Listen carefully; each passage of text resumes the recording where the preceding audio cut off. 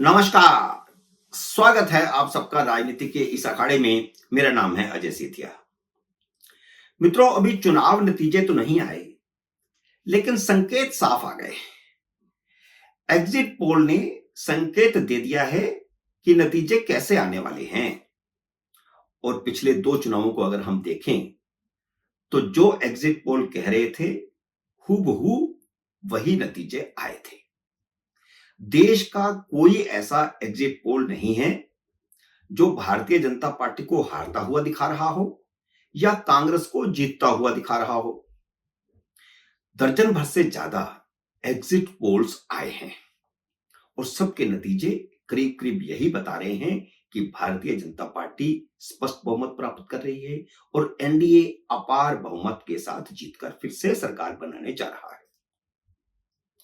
कई exit poll तो NDA को सच में 400 से पार दिखा रहे हैं। ऐसे 2 या 3 एग्जिट पोल हैं। इस पर राहुल गांधी की प्रतिक्रिया सुनकर हंसी आना स्वाभाविक है। इस चुनाव में वह भारतीय जनता पार्टी से ज्यादा मीडिया से लड़ रहे थे। कभी अपनी प्रेस कॉन्फ्रेंस में पत्रकार से उसकी जाति पूछ लेते थे, कभी किसी पत्रकार को कह देते थे कि वह अपनी शर्ट पर भाजपा का बिल्ला लगा करके क्यों नहीं घूमते, कभी किसी पत्रकार को मोदी का चमचा कह देते थे, कभी किसी महिला पत्रकार को मोदी की चमची कह देते थे। एक आध बार तो उन्हें अपनी सरकार बनने पर देख लेने की धमकी भी दी। जब नेता ऐसा हो तो नीचे वाले भी वैसे ही होंगे और वही हुआ। कांग्रेस के छुट भइये प्रवक्ताओं ने शायद ही किसी न्यूज एंकर को छोड़ा होगा जिसे उन्होंने भाजपा का प्रवक्ता नहीं कहा हो। हर बहस में इस तरह बहस कर रहे थे जैसे वे बहुत बड़े नेता हैं और एंकर की कोई औकात नहीं है।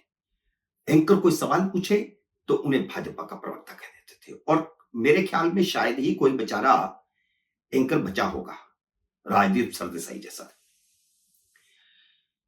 कुल मिलाकर सारी कांग्रेस भाजपा से चुनाव लड़ने की बजाय मीडिया से लड़ रही थी। अखिलेश यादव और अरविंद केजरीवाल ने भी मीडिया को मोदी का गोदी मीडिया कहने में कोई कसर नहीं छोड़ी। अखिलेश थोड़े सभ्य होते थे, लेकिन इन चुनाव में मैंने देखा कि वह भी मीडिया वालों के साथ वैसे ही व्यवहार कर रहे थे जैसे राहुल गांधी ने किया या अरविंद केजरीवाल ने किया। पता है ऐसा हुआ क्यों? इस पूरे चुनाव का लबोलबाब यह है कि कांग्रेस और इंडिया अलायंस के बाकी घटक दल चुनाव लड़ ही नहीं रहे थे। और ऐसा हुआ क्यों? ऐसा इसलिए हुआ क्योंकि जन्मजात भाजपा और मोदी विरोधी 4-5-6 यूट्यूबरों ने राहुल गांधी के दिमाग में यह डाल दिया था कि मीडिया बिक गया है। ये चुनिंदा यूट्यूबर समझते हैं कि वे ही देश की नब्ज पहचानते हैं और जब राहुल को उन्होंने गुमराह कर दिया तो वो लाइन जो पकड़ ली कांग्रेस ने, उसी लाइन को फिर सारे इंडिया अलायंस ने पकड़ लिया। अपने मिलियन मिलियन सब्सक्राइबरों की लिस्ट दिखा करके इन यूट्यूबरों ने राहुल गांधी को यकीन दिला दिया कि वे उन्हें प्रधानमंत्री बनवा देंगे। वे ऐसी हवा चलाएंगे कि मोदी उस हवा में उड़ जाएंगे।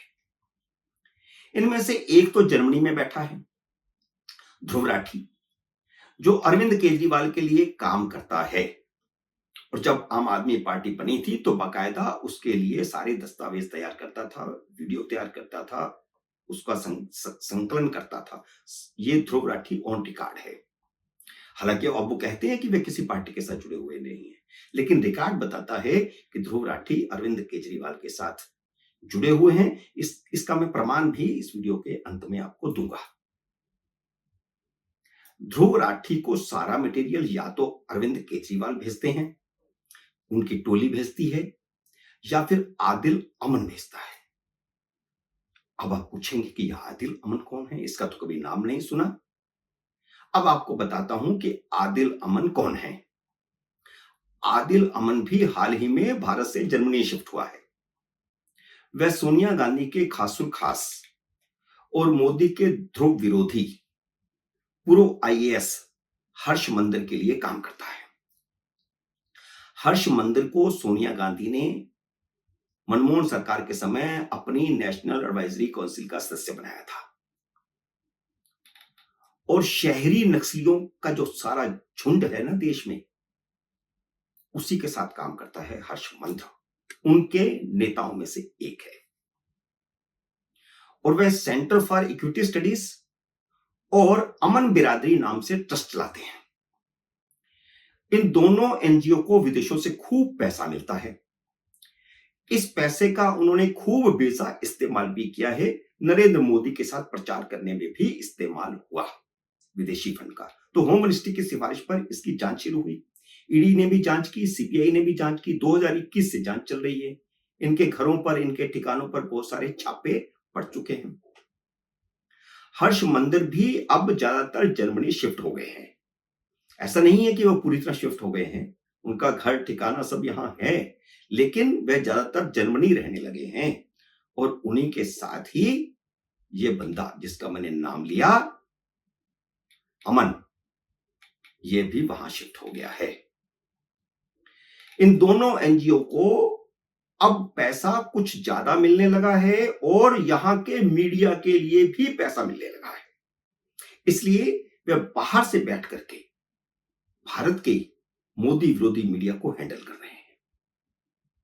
हर्ष मंदिर का आप पिछला रिकॉर्ड उठा करके देख लीजिए।